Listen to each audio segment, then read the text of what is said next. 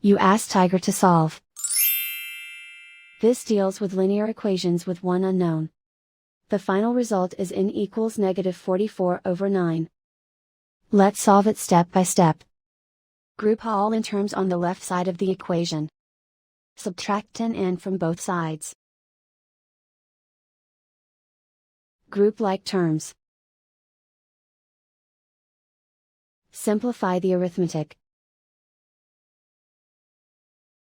Group like terms. Simplify the arithmetic. Group all constants on the right side of the equation. Add 2 to both sides. Simplify the arithmetic.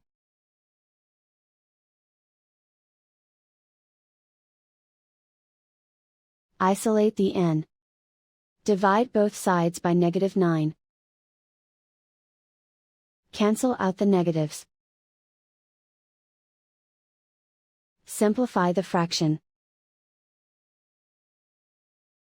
Move the negative sign from the denominator to the numerator.